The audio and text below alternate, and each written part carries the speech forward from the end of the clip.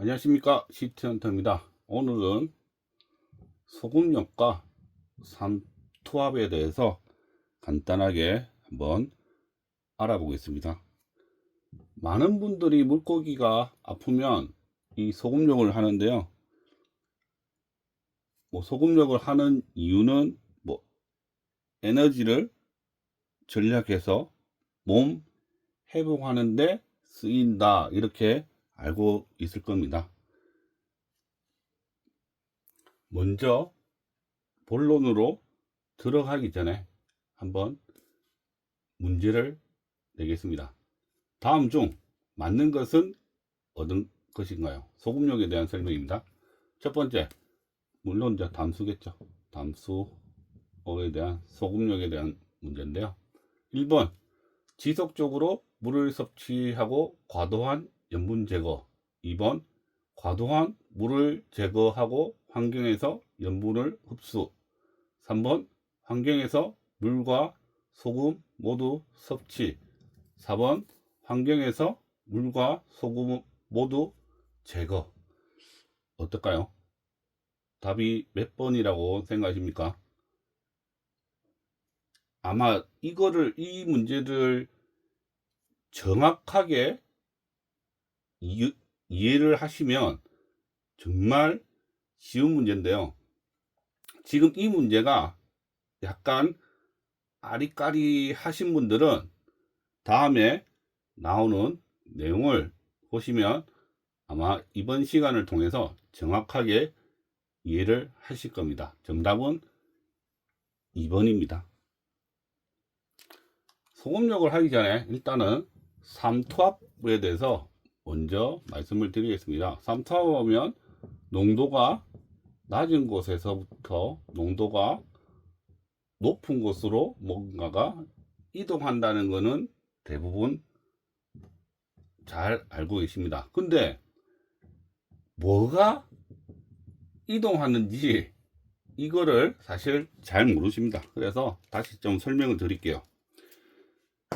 물이라고 하고요. 이 안에 물은 용매가 됩니다. 그리고 이 안에 이 빨간색으로 된 게 설탕이라고 할게요. 설탕. 이게 용질이 됩니다. 그러면 지금 보시더라도 오른쪽이 더 설탕이 많죠. 그러면 이쪽으로 뭔가가 이동하게 됩니다. 왜? 농도가 낮은 곳에서 농도가 높은 곳으로. 근데 뭐가 이동하냐면요, 이 물이 이동하는 겁니다. 물이, 용매. 그래서 그림은 좀 이상하게 했는데요, 여기는 수위가 당연히 낮아지니까 이렇게 되고요,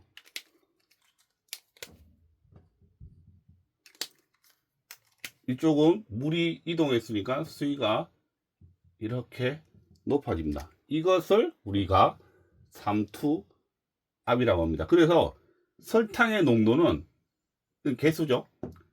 처음이나 끝이나 똑같습니다. 이걸 이제 우리가 반투막이라고 하는데, 좌우가 설탕의 이 개수는 똑같다는 겁니다. 이해하셨죠? 그래서 농도는 같아지겠죠. 왜? 물이 더 많아졌으니까. 그렇죠? 자, 담수어 기준으로, 담수어는 혈액이겠죠. 피는 물보다 진하니까 물은 어떻습니까? 다 이렇게 물고기 몸속으로 들어갈 겁니다.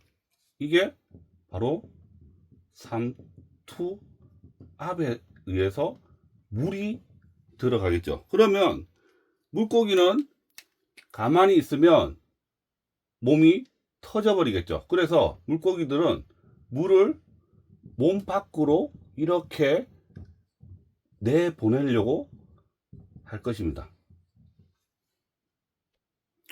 그런데 물이 이렇게 밖으로 나가면서 물만 나가는 게 아니라 염분기도 같이 나가겠죠. 물론 물고기들은 이 혈중 농도를, 즉 항상성을 유지를 해야 되기 때문에 이 염분을 뭐 장이나 신장에서 흡수는 하겠지만 그래도 얘들은 조금 이렇게 손실이 될 수가 있습니다.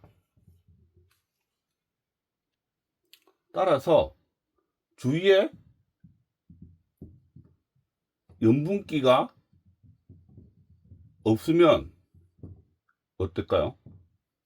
얘들이 다시 염분기를 좀 흡수를 해야 되는데 염분기가 없으면 염분기를 찾는데 에너지가 많이 소비가 되죠.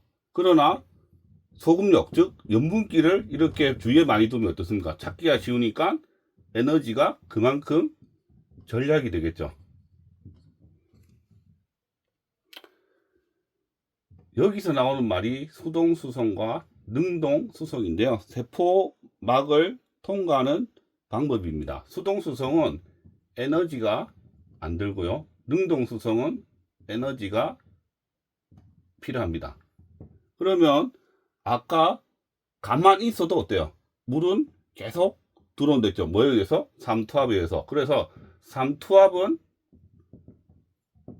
이 수동수송이 됩니다. 근데 삼투압에 의해서 잃은 이 미네랄들을, 즉 염분기를 얘들은 강제로라도 먹어야지만 이 혈액의 농도의 항상성을 유지하기 때문에 여기에는 어떻습니까? 에너지가 필요하겠죠. 왜냐하면 혈액은 고농도, 물밖은 저농도가 되죠. 그래서 저농도에 있는 염분을 이 고농도로 땡기려면 이 에너지가 필요한 겁니다. 근데 삼투압하고 좀 헷갈릴 수도 있는 게, 삼투압은 저농도에서 고농도로 물이 이동하는 거고요.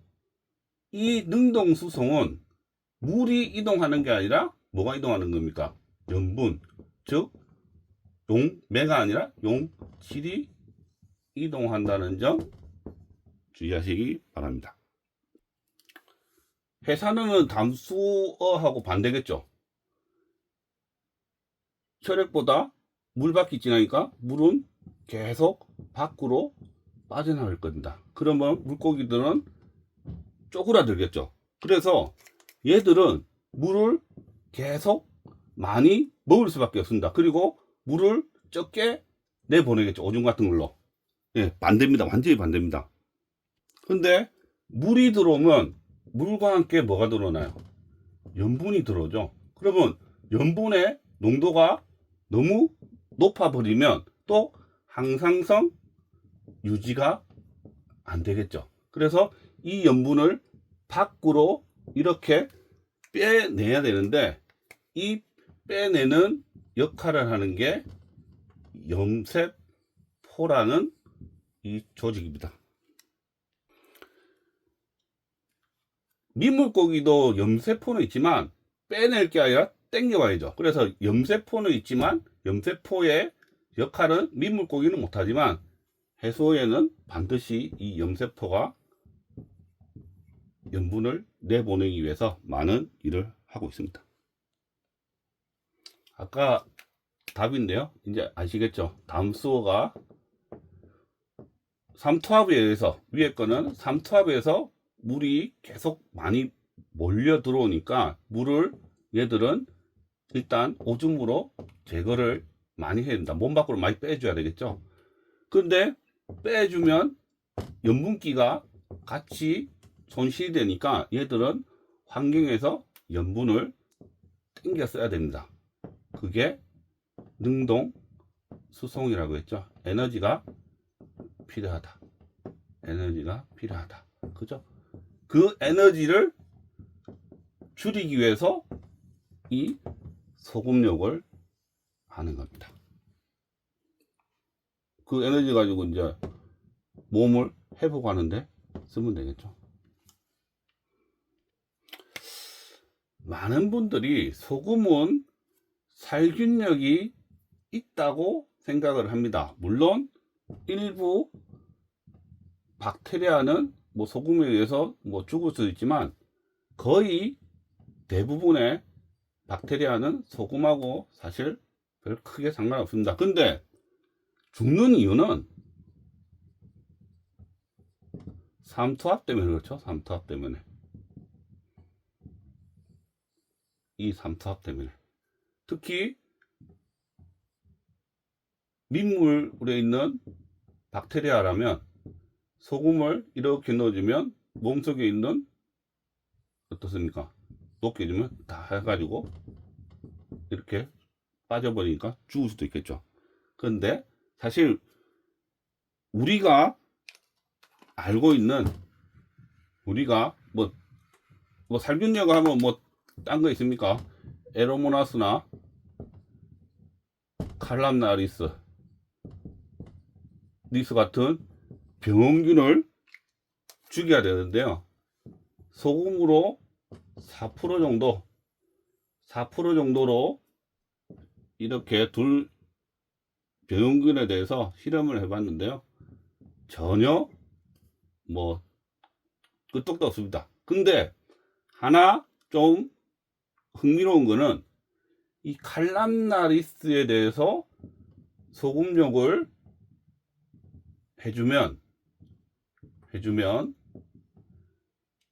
물고기들의 아픈 물고기의 생존율은 올라간다는 보고가 실험 결과가 있습니다. 에로모나스는 전혀 뭐 상관없고요. 우리가 소금욕 할 때 항상 나오는 얘기는 이 물고기가 협염성 어류냐 아니면 광엽성 어류냐. 협 좁다는 소리죠. 광 넓다는 소리죠. 뭐 예를 들면 광엽은 뭐가 있습니까? 구피 그리고 금어 그죠? 협은 뭐가 있을까요? 뭐 코리 메기과 뭐 이런 게 있겠죠. 그래서 구피하고 플래티하고 같은 어항에 두고요. 0.1%, 0.1%, 0.2%, 0.2% 같은 어항이니까 같이 이렇게 농도가 올라가 있죠. 서서히 그죠? 올라가 있죠. 0.5% 정도의 양이 되니 플래티는 기절해 버렸습니다. 그래서 다른 어항에 옮겨주니까 다시 깨어났고요. 구피는 전혀 지장이 없었습니다. 그래서 구피는 아까 말씀드렸던 광염이라면 이런 플래티는 협염성 어류에 해당이 되는 겁니다. 그래서 내가 어떤 소금욕의 농도를 결정할 때 광염이냐 협염이냐를 잘 보셔야 됩니다. 자, 소금욕은 만병통치요법이다. 일부 기생충이나 세균, 특히 민물에 사는 기생충이겠죠. 소금을 넣어주면 삼투압에 의해서 몸에서 떨어진다거나 뭐 아니면 죽을 수도 있습니다. 그러나 앞에서 말씀드렸듯이 이 소금욕은 그냥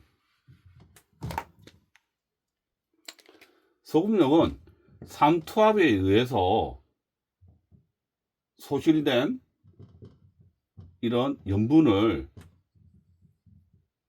능동 수송에 의해서 땡겨오는데요. 그 땡겨오는 에너지를 덜 쓰게 함으로써 몸 회복에 도움을 줄 수 있다. 이 정도만 소금욕은 좀 생각을 하시기 바랍니다. 어떤 분들은 뭐 백전병도 소금욕으로 뭐 치료가 가능하다 이렇게 하는데요. 안 됩니다. 차라리 아플 때는 해당되는 약을 쓰시는 걸 훨씬 도움이 됩니다. 자, 결론을 내겠습니다. 물고기가 아프면 소금욕은 필수는 아니다. 단지 에너지를 절약해서 몸 회복에 도움은 줄 수도 있다.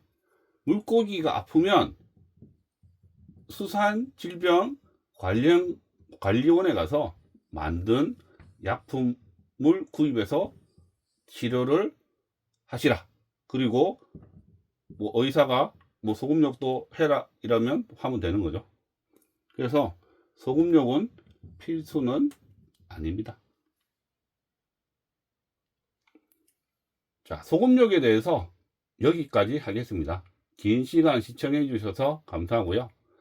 다음에 또 좋은 내용으로 찾아뵙도록 하겠습니다. 그러면 즐거운 물생활 되세요. 감사합니다.